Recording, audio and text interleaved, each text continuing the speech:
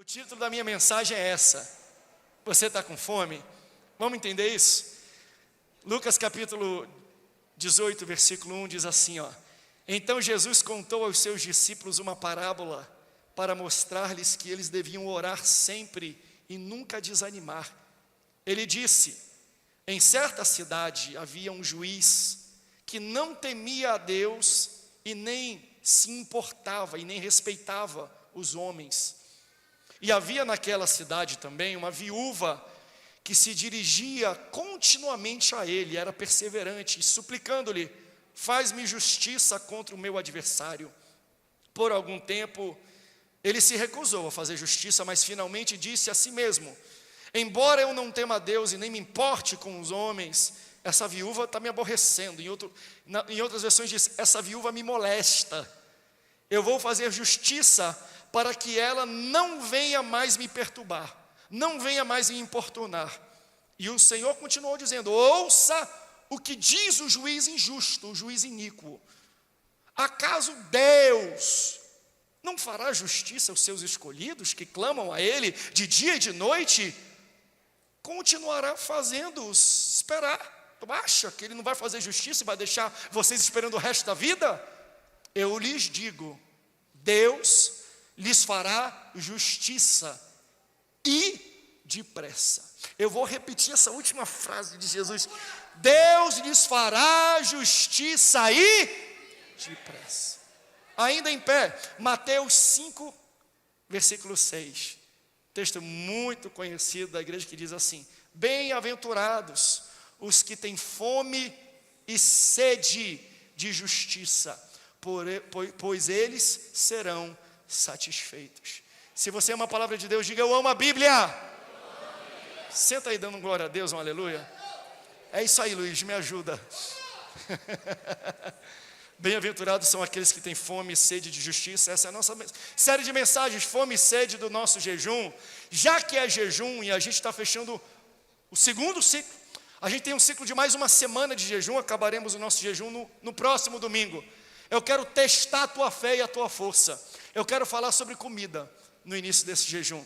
Mas para falar sobre comida, e aqui já me inspirando um pouco na avó Neuza, que fez um franguinho com quiabo lá para a gente, eu quero mencionar para vocês aqui, e eu tenho certeza que assim como eu tenho essa história, todos nós vamos ter uma história de uma avó que cozinha muito bem. Eu quero mostrar uma foto aqui para vocês. Essa aqui são as minhas avós. Essa aqui é a minha avó materna, Ruth Doris Lemos, mãe da minha mãe. Muitos conhecem ela. Ela com meu avô foram os fundadores do IBAD, o Instituto Bíblico das Assembleias de Deus, aqui em Pindamonhangaba. A vovó Doris, e aqui na minha direita, a minha avó paterna, mãe do meu pai, Terezinha Duarte Câmara. E aqui tem uma das poucos registros, embora elas conviveram muito juntas, poucos registros fotográficos, está aqui as duas juntas, sentadas numa mesa de um restaurante. Por que eu coloquei aqui a foto? Porque eu vou falar para você, eu acho muito bonito a mistura, a diversidade, a mescla da casa, do local, da vida que Deus me permitiu ter. Por exemplo, a minha avó Ruth Doris é americana e a minha avó Terezinha é paraibana. Você imagina essa mistura, oxente e ok? Imagina as duas coisas. E não só isso. Não, o que eu dou glória a Deus é que a mistura não vem só da minha família, da família da Nayane, quer ver? Fica em pé aí, meu sogro. Fica em pé, meu sogro. Meu sogro parece o rei Charles, um homem italiano de olho azul, bonito. Vira para a igreja, meu sogro. Homem bonito. A Nayane puxou ele também. Fica em pé aí, minha sogra, por favor. Olha a minha sogra. Eu vou falar uma coisa. Maria Luísa, fica em pé. Prima direta da Nayane.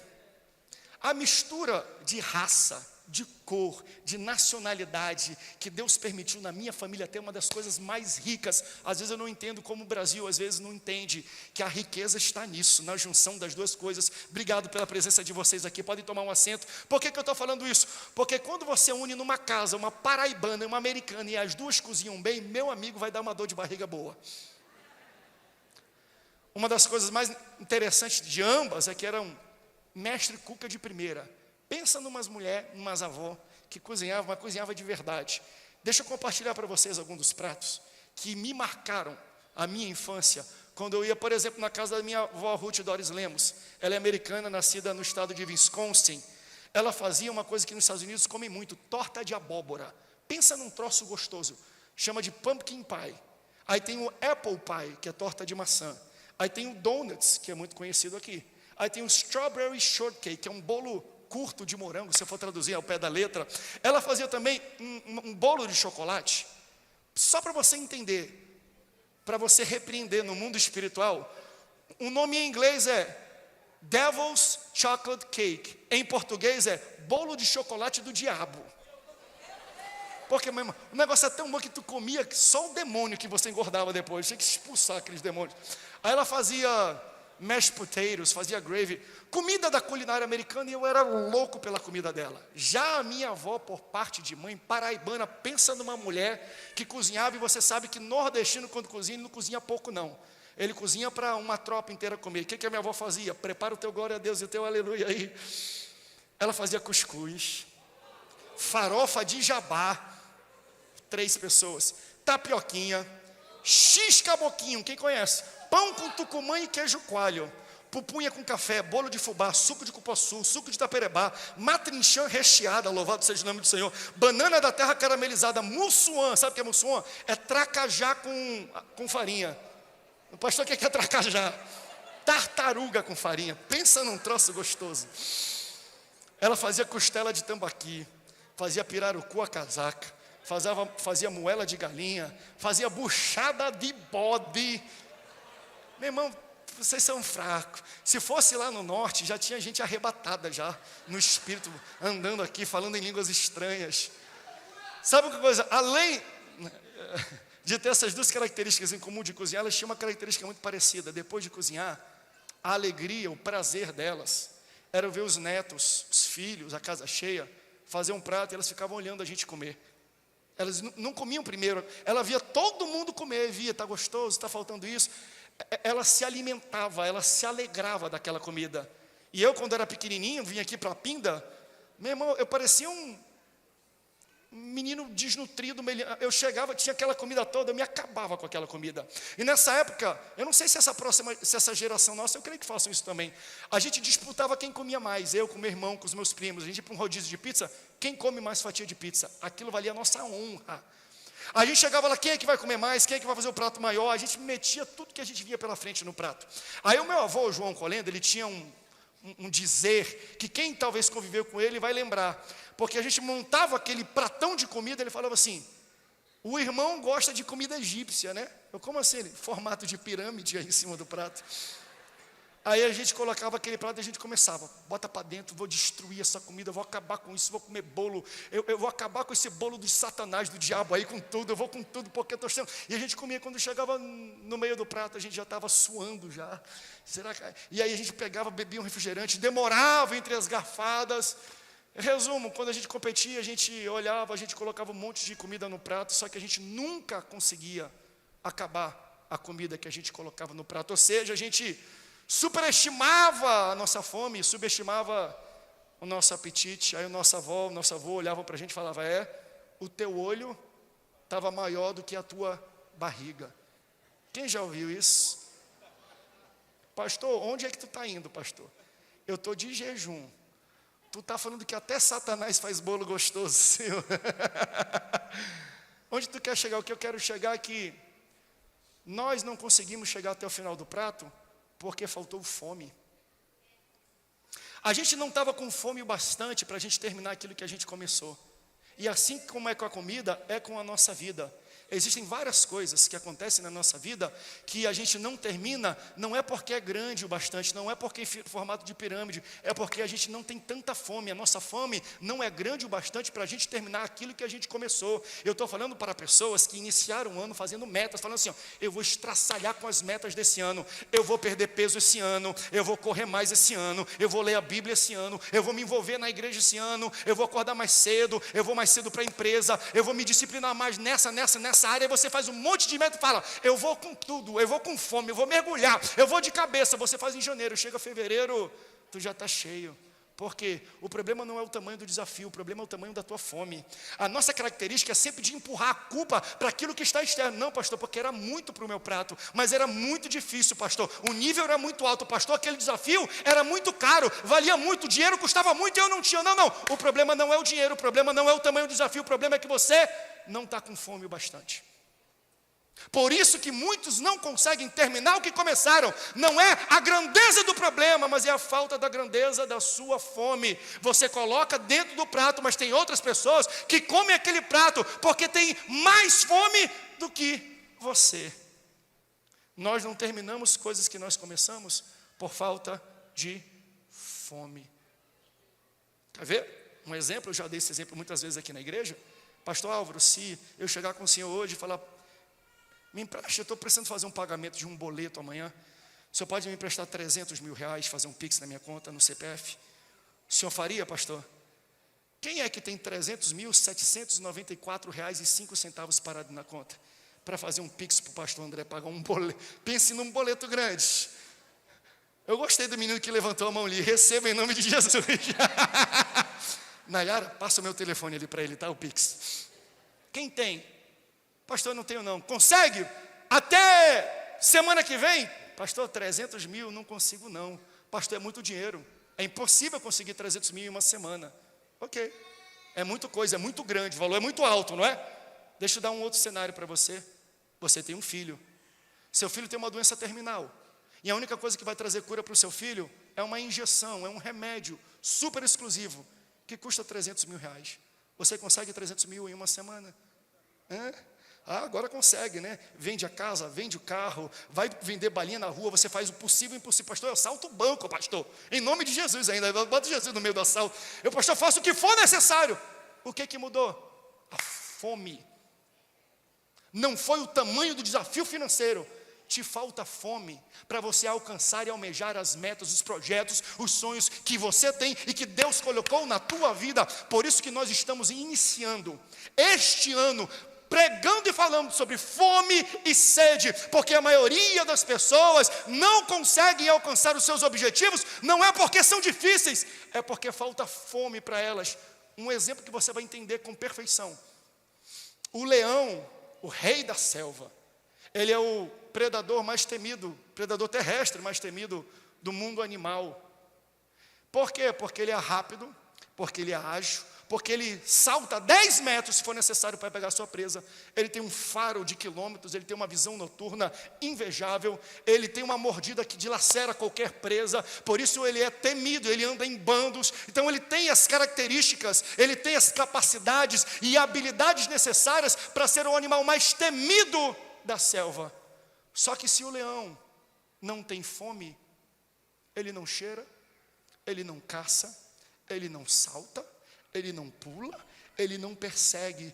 Então o problema dele ter resultado não é que ele não tem habilidade, talento e capacidade, é porque às vezes ele não tem fome. Tem muita gente que fala: eu sei cantar, eu sei tocar, eu tenho um diploma, eu entendo disso, eu falo 3 línguas, porque nada está acontecendo na minha vida, porque o que não está acontecendo na sua vida não tem a ver com a tua habilidade e nem a tua capacidade. Te falta fome, porque é a fome que provoca na gente, é a fome que tem um gatilho na gente, é a fome que propulsiona, é a fome que empurra habilidades e capacidades que Deus coloca na nossa vida. Essa igreja já tem tudo que é necessário para fazer tudo que Deus quer que ela faça no ano de 2024. Pastor, o que nos separa dos alvos que Deus tem? Fome. Você tem o Espírito Santo, você já tem todas as ferramentas, você já tem a unção, você já tem tudo o que é necessário para você atingir. Se você vai atingir ou não, não tem a ver com o Espírito Santo e nem com o talento que Ele te deu. Tem a ver com, você tem fome o bastante? Porque um animal, quando não tem fome, ele não usa plenamente as suas capacidades e os seus instintos. Tem alguém que está recebendo e mastigando dessa palavra? A gente está precisando trabalhar na fome da igreja. A gente está precisando trabalhar na sede da igreja. Porque se ela tem tudo, se ela tem bons músicos, se ela tem boa instrução, se ela tem boa oratória, se ela tem boa infraestrutura, se ela está organizada, se ela tem pessoas capacitadas, por que ela não ganhou a cidade? Por que ela não expandiu como Deus queria? Por que a gente não está saindo sendo sal da terra e luz do mundo? Esse ano, Deus está falando: eu vou pegar vocês e vou colocar para fora. Eu quero mandar para fora para evangelizar quem está com fome e quem está com sede, porque a promessa que a Bíblia nos dá, e Jesus fala nas bem-aventuranças, bem-aventurado, abençoado é quem tem fome e sede. Eu não ouço Jesus falando, bem-aventurado é quem tem habilidade, bem-aventurado é quem tem capacidade, bem-aventurado é quem é estudado, bem-aventurado é quem tem diploma. Não. Deus não foca no talento, porque você pode ter o talento que for, se você não tem fome, você não empurra o talento para que ele possa alcançar aquilo que você precisa na sua vida. Então ele fala, eu estou atrás e meu espírito já está aqui, sondando alguém que tenha fome e sede, porque ele fala, quem tem fome e sede será preenchido, será cheio, será saciado. Então ele fala, é o tamanho da tua fome que vai determinar o tamanho daquilo que eu vou te encher. A tua fome vai dimensionar o tamanho daquilo que eu vou derramar na tua vida. Não sei se você está entendendo isso ainda. Nós não temos um problema mais de instrução de capacidade. Essa é uma igreja muito instruída. Isso aqui é um dos focos do meu ministério, da minha oração. Senhor, a gente quer ter uma igreja que entende a palavra. Uma igreja que está equipada e preparada com tudo aquilo que tu tem. Só que mesmo estando preparados e prontos, eu falo assim, Senhor, por que não está acontecendo? Aí Deus me deu essa palavra, André. O povo está precisando ficar faminto. O povo tem que entender a urgência que eu tenho. Eu não tenho muito tempo, assim como é a urgência de um filho que precisa de um remédio, de uma injeção que custa 300 mil reais. E vocês vão fazer o que for necessário, senão ele morre. Quantas crianças todos os dias, quantas famílias todos os dias estão morrendo, indo para o inferno, porque nós não temos o senso de urgência. Igreja, está na hora de Deus aumentar e desenvolver a nossa fome e a nossa sede. Tem alguém aqui que quer ter fome e sede das coisas de Deus?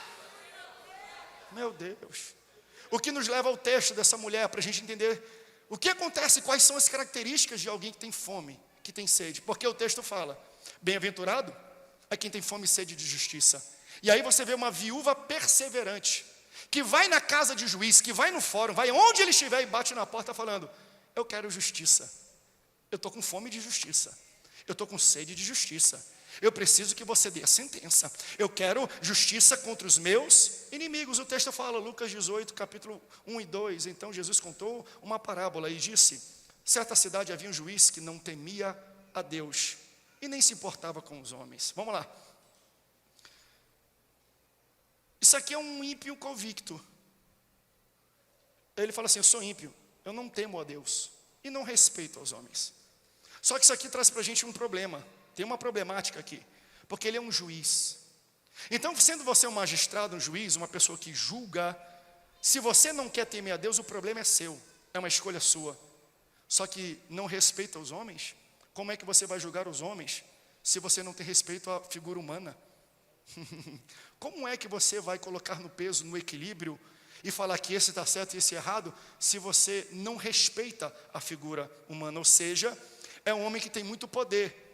Só que o que mais falta nele deveria ser a sua maior qualidade. O que ele não demonstra deveria algo que ele deveria ser identificado por aquilo. Se eu sou um juiz e eu julgo pessoas, eu preciso ter compaixão, eu preciso ter sensibilidade, ou seja, ele precisaria desenvolver as características necessárias para o local onde ele foi colocado. Se eu tenho que julgar pessoas, minhas atitudes e características, as minhas qualidades precisam ser condizentes com o local que eu estou servindo. E deixa eu explicar e aplicar isso na sua vida. Suas qualidades devem ter a cara do local onde Deus te colocou. Você tem que ser a cara do teu chamado. Você tem que ser a cara dessa. Se Deus te colocou aqui nesse local, tu precisa desenvolver as qualidades necessárias para ser parecido com o local onde Deus te colocou. Eu estou falando, por exemplo, de cantores que ao invés de exaltar a Deus se exaltam. Eu estou falando num tempo de pregadores que ao invés de pregar se exibem, de pastores que ao invés de apacentar, eles se exaltam, membros que ao invés de agregar, de cooperar, desagregam. Meu irmão, se Deus te colocou aqui nessa igreja, você tem que entender que isso aqui é um local de honra. Você está aqui não por obrigação, é uma honra. É um privilégio a gente poder vir à casa do Senhor e adorar Ele em maneira coletiva. Já que Ele me permitiu servir aqui e servir na casa dEle, eu preciso desenvolver as qualidades necessárias para o posto de honra que Ele me colocou, independente se é no púlpito, ou se é lavando o banheiro, ou se é recepcionando os carros, independente do grau, do nível, da hierarquia. Se você serve na casa de Deus, ou se você serve o Senhor, você precisa ter as características dEle. O que eu estou falando é, tu precisa ter a cara daquilo que você quer. Que tipo de crente você quer ser? Sabe, me pasma isso. Conversar e aconselhar jovens ou pessoas mais velhas, e você vai, pastor, estou tendo problema de relacionamento, problema não sei o que, problema de casamento, problema aí, porque eu queria construir família e tudo, mas deu tudo errado. Eu falei, me conta um pouco da história de vocês aí. Não, um dia eu estava na igreja, mas não estava muito bem e tal, e aí eu estava querendo me relacionar e namorar, aí eu fui para o forró. Eu falei, quer dizer que para construir o teu futuro, tu vai atrás de um forró? Você entende? O que você espera do seu futuro? Aquilo que tu espera do teu futuro está parecido com as pessoas que estão ao teu redor? Tem que combinar, gente. As pessoas que estão ao seu redor e que você se relacionam, elas têm que combinar com o futuro que você pede a Deus, que você deseja a Deus. Deixa eu voltar para a igreja em vez de bater. Vamos bater na gente aqui. Eu dou glória a Deus, eu falei isso. Nós buscamos ser uma igreja que prega a palavra, que ensina a palavra, que instrui a palavra. Isso aqui é o chamado da minha vida, criar crentes maduros na palavra. Porque tem gente que fala assim, pastor, eu quero ser cheio da palavra de Deus, eu quero ser guiado pela palavra de Deus, eu quero andar de acordo com a Bíblia. Aí o cara vai numa igreja que tem 40 minutos de profetada, 2 horas de louvor e rodopiando e 5 minutos de pregação. Se tu quer ser cheio da palavra, por que tu está frequentando esse local? Se você quer ser isso, você tem que ir para um local que combina com aquilo que você está esperando e pedindo. Você tem que ser a cara daquilo que você deseja ser. Você precisa combinar as pessoas que estão ao seu redor, o ambiente que você está ao redor com aquilo que você tem. Por quê? Porque essa mulher sabe muito bem a expectativa que ela tem quando ela busca um juiz. Ela fala, eu quero justiça. E se eu quero justiça, eu busco um juiz. Ela não quer vingança. Vingança, ela procura um mau elemento, procura uma gangue. Fala, não, eu quero justiça. E se eu quero justiça, eu procuro alguém que pode me entregar a minha expectativa. O que você quer para o seu futuro? O que você quer para o seu relacionamento? O que você quer para a sua fé? Você precisa estar alinhado e buscando pessoas e ambientes que combinem com aquilo que você está pedindo. Deixa eu profetizar sobre a vida dessa igreja. Deus vai levantar conexões celestiais. Deus vai colocar pessoas divinais do seu lado que combinam com aquilo que você está pedindo. Porque eu sou tão bom quanto as pessoas que me rodeiam. Não sei se você está entendendo isso não. Para onde você quer ir com a sua família, na sua vida, na sua profissão, na sua emoção? Você precisa buscar pessoas que possam entregar para você aquilo que você está esperando. Eu quero justiça. Eu procuro quem? Um juiz. Isso é básico. Ela busca um juiz. E o texto fala para a gente, existia numa cidade um juiz injusto, um juiz iníquo. Isso aqui é pesado, porque a cidade inteira era identificada pela falha de um homem. Já pensou que loucura? Não é justo uma cidade inteira ser reconhecida pela falha de um homem em detrimento das qualidades de pessoas boas. Existia numa cidade um juiz injusto. Existia numa cidade governantes corruptos. Existia numa cidade violência. Existia uma cidade, um país chamado país do futebol, o país do carnaval. Não estou falando que futebol é ruim. Existia numa cidade, um país que tudo acabava em pizza. Existia num país aquilo, impunidade. Existia num país aqueles que faziam, deitavam e enrolavam. Existia num país pessoas que eram presas, depois pegavam saidinha e não voltavam mais. Existia num país, quantas pessoas podem se assemelhar com essa descrição? Sabe qual é o grande erro disso aqui? É porque um país inteiro não pode ser marcado, rotulado pelo erro de poucos. Por isso que eu dou glória a Deus pela Bíblia, porque a Bíblia não acaba aí. A Bíblia fala, havia naquele local, naquela cidade, um juiz injusto, vírgula, mas também existia uma viúva perseverante. Existe droga, sim, existe prostituição, sim, existe violência, sim, existe corrupção, sim, mas nessa cidade, nesse país, existe uma igreja, existe um povo trabalhador, existem homens e mulheres que confiam no futuro, existem pessoas que acreditam que pode existir ordem e progresso, e nós temos que orar e nos colocar como esta pessoa. Se eu tenho fome e sede de justiça, eu não fico saciado até o Brasil ser conhecido como o país do avivamento, o país onde Deus está fazendo uma revolução espiritual, um país onde Deus está colocando tudo de cabeça para baixo, para a honra e para a glória do nome dEle. Precisamos ter sede de Deus para mudar estas realidades. Existia nesse local um juiz iníquo, mais uma viúva perseverante.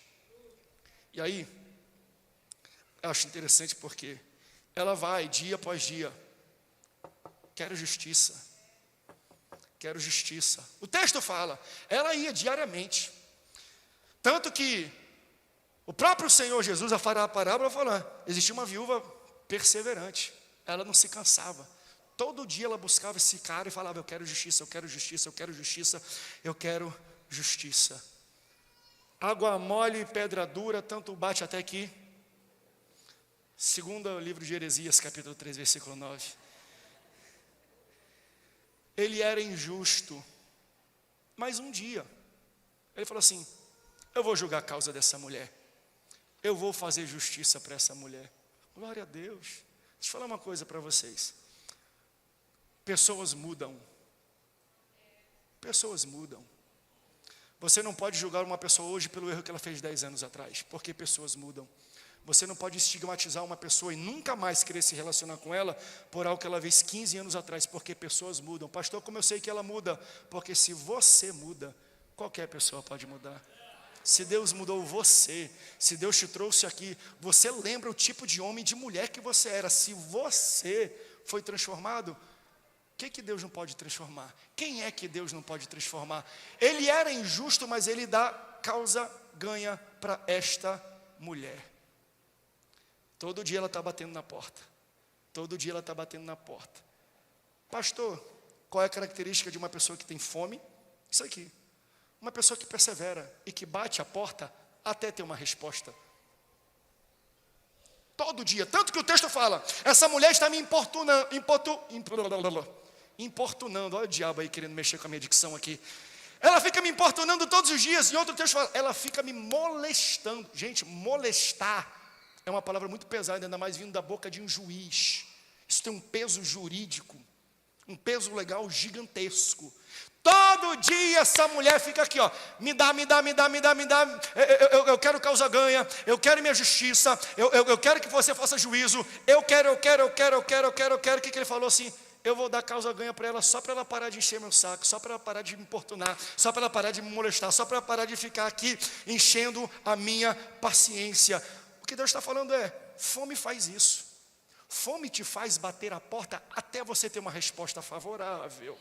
Fome te faz bater a porta até Deus vir e dar para você, ou pelo menos te trazer uma elucidação, um sinal de alguma coisa.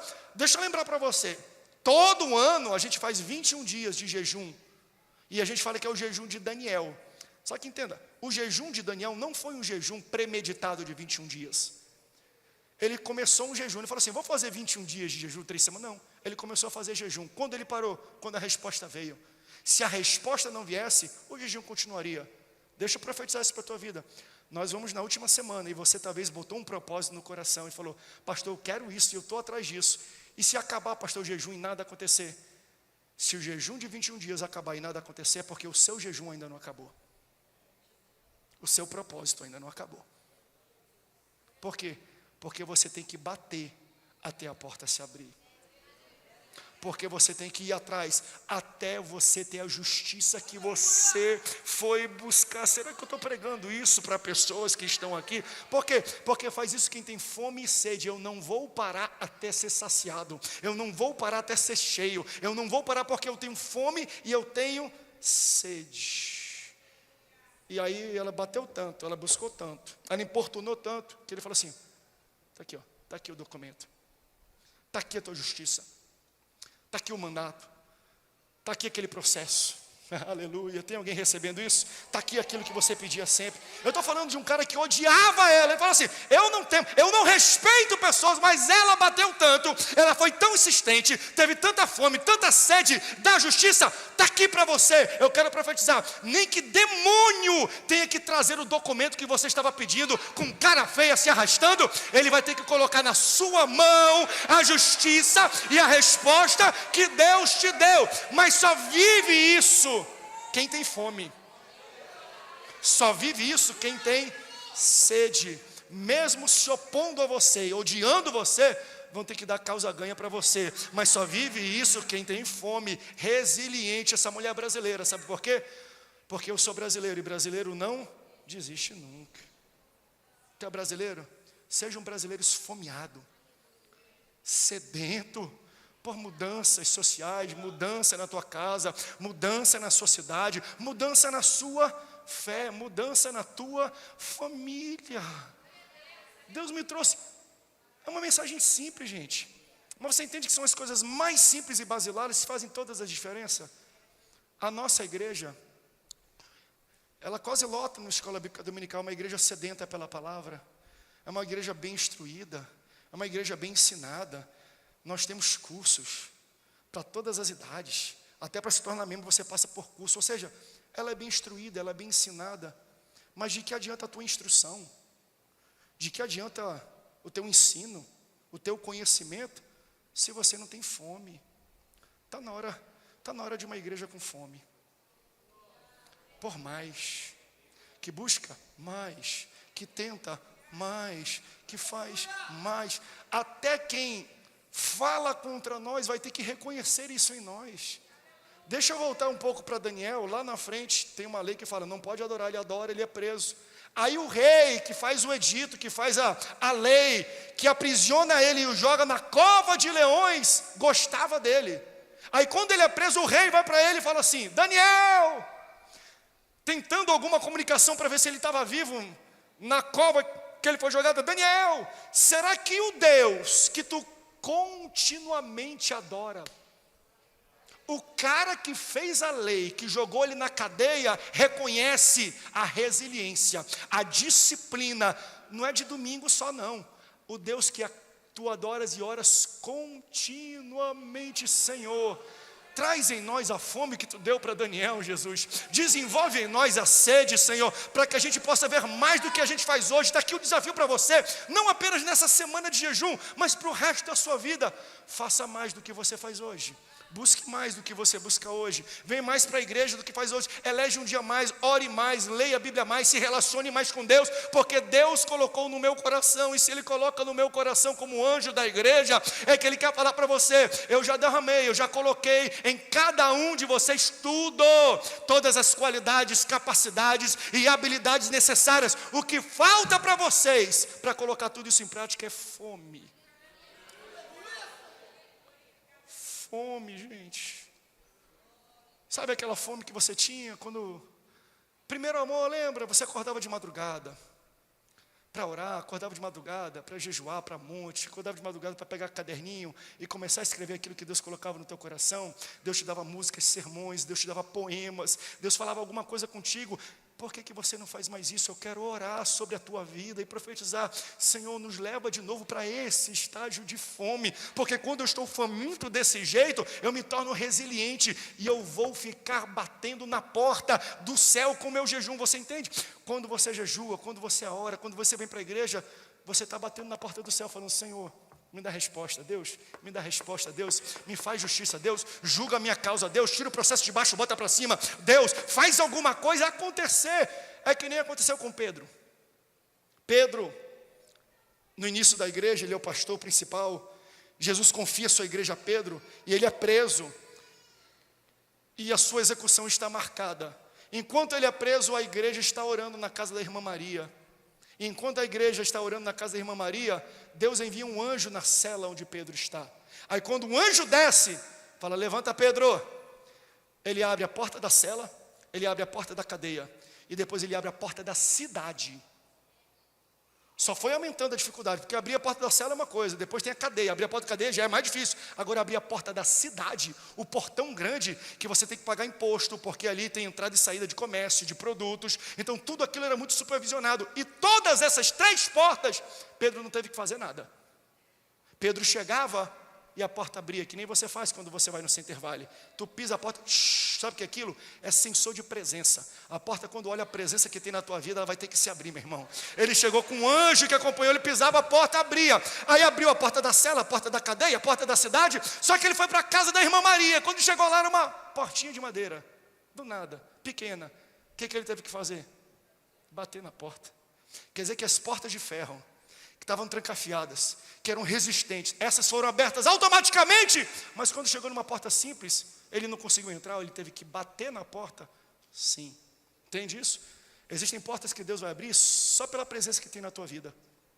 Agora existem portas que não serão abertas. Pastor, e quando Deus não abrir a porta, o que eu tenho que fazer? Bater. Até você ter uma resposta. Jejum é bater na porta do céu falando: Senhor, eu quero resposta. Senhor, eu quero resposta. Senhor, julga a minha causa. Senhor, eu quero justiça. Pastor, quanto tempo? 21 dias? Meu irmão, se for necessário, vá mais. Continue batendo. Se você quer ser cheio, você precisa ter fome. A promessa é para quem tem fome. Bem-aventurado é quem tem fome. Vai ser cheio quem tem fome. Não é quem canta, não é quem prega, não é quem é pastor, não é quem é crente, é quem tem fome. Se você tem fome, você vai ser cheio. Se você tem sede, você vai ser preenchido. Aí ele fala: eu vou dar causa julgada, eu vou dar justiça para ela. Sobe aí, louvor, para mim. Vamos tocar aqui e cantar um pouquinho. Por que ele dá causa ganha para ela? Porque ela está importunando, e ele diz: eu quero ela longe de mim. Então o juiz, ele dá justiça, dá a causa contra os seus adversários para ela, porque ele queria ela bem longe dele. E aí a parábola do juiz injusto ou do juiz iníquo acaba com um paralelo. Aí Jesus fala assim, se o injusto, se o iníquo, se aquele que não temia Deus, aquele que não respeitava os homens, deu causa ganha, quiçá o justo juiz. Vocês acham que o Pai do céu, vocês acham que Deus, que ama os seus filhos, não vai dar causa ganha para vocês? Ele faz um paralelo entre o juiz iníquo e o justo juiz. Os dois têm um poder parecido, os dois são juízes. Os dois podem dar causas e julgar causas, só que eles julgam as causas por motivações diferentes. O juiz iníquo, ele julga a causa daquela mulher, porque ele quer ver aquela mulher bem longe dele. Deus é o contrário. Deus, quando julga a tua causa, é porque ele quer que você esteja bem perto dele. Então, toda vez que Deus julga uma causa, ele só vê uma coisa como consequência: a tua intimidade e a sua proximidade com ele. Então vão existir coisas que Deus vai dar causa ganha para você, porque ele quer você perto dele. E existem coisas que Deus vai dar causa perdida para você. Mas se ele dá causa perdida e disser não, não é porque ele quer que você fique longe, é porque ele quer que você fique perto. Então você entende que existem coisas que vão chegar rápido, porque Deus quer você perto dele. Tem coisas que vão chegar devagar, porque Deus quer que você esteja perto dele. E tem coisas que nunca vão chegar, porque Deus quer você perto dele. Aí Jesus ensina a dica de quem tem fome e sede. Se essa mulher que todo dia batia teve causa ganha, por que Deus negaria causa ganha para vocês? O que Jesus ensina para mim e para você hoje nessa igreja? A arte de incomodar a Deus. Ele fala assim: Deus te ama, Deus te quer, e ele vai responder. Só que ele fala na resposta, ele não trata a ação é a mesma. Quer ter causa ganha? Quer ter resposta de Deus? Está na hora de você bater na porta. E não é uma vez não. Pastor, eu bati e não tive resposta. Bata até ter. Porque Deus vai dar a resposta. Deus dá sinais. O nosso Deus é um Deus de sinal. Ai, demorou. Bata até receber. Viúva perseverante, porque ela é chamada de perseverante, e hoje nós estamos ouvindo sobre a vida dela, porque ela bateu até o juiz entregar a causa dela. Então, se você continuar orando, jejuando, buscando, se você tiver fome e sede, Deus vai dar a causa, seja ela ganha ou perdida, Ele vai dar. Pastor, será que Deus vai dar uma causa fechada, perdida? Sim. Às vezes Ele fala, não. Mas não é para você se distanciar, é para você se aproximar. Porque quando Deus fecha a porta, não é rejeição, é direção. Deus está falando, eu fechei essa porta e disse não, porque eu tenho uma porta maior para você, entende isso? Uma porta fechada hoje não é rejeição para hoje. Uma porta fechada hoje é uma oportunidade para uma porta maior amanhã. Deus te quer disponível, por isso às vezes Ele fala, está aqui não. Por isso hoje, eu quero que você fique de pé comigo. Mensagem simples. Fome. Você pode ser quem você for. Tem a instrução que você tiver, o dinheiro que você tiver, as habilidades que você tiver, você só coloca eles em pleno funcionamento do seu potencial quando você tiver fome. E aí eu tenho que abordar isso como igreja. Deus vai ter que trabalhar na fome da nossa igreja. Gente, vocês imaginam o tamanho do potencial que tem nessa igreja? Se a gente unir as competências das pessoas que aqui estão, aqui tem gente que conhece de poder e de vida pública. Aqui tem gente que conhece de vida financeira, instrução financeira. Tem gente que é engenheiro, que constrói avião, jato, armamento. Mas às vezes não tem fome, não desenvolve estratégias para evangelizar quem está do lado. Fome e sede de almas. Deus vai desenvolver. A nossa próxima série de mensagens aqui, já estou dando spoiler, vai ser Sal da Terra e Luz do Mundo. E nós vamos ter em 2 momentos, será uma série de 2 meses. Em cada um desses meses, a primeira série vai ser a gente dando instrução para você orar e falar com 5 pessoas. E você convidar as 5, que quem sabe 1 ou 2 vêm para a igreja. Nós vamos, por 2 momentos, em fevereiro e março, fazer cultos de colheita aqui. Não é de gente que eu vou chamar na internet, é gente que você pessoalmente vai convidar. E aí você vai demonstrar para Deus se de fato você tem fome e sede de almas. Porque, gente, quanta riqueza existe nessa igreja, quanta habilidade, quanta capacidade existe nessa igreja. E Deus abriu, galeria, para mim os olhos, quando Ele falou, André, não adianta se ela não tem fome. E é por isso que nós iniciamos esse jejum de fome e de sede, que você possa nesse período buscar a Deus, orar a Deus, separar a Deus, se sacrificar a Deus, porque quanto mais você se esvazia e mais busca Ele, mais Ele te preenche, mais Ele te enche. Deus vai encher essa igreja na dimensão da fome dela. Bem-aventurados são aqueles que têm fome e sede de justiças, porque esses serão preenchidos, saciados, serão alimentados, serão derramados. Essa é a minha oração para essa igreja.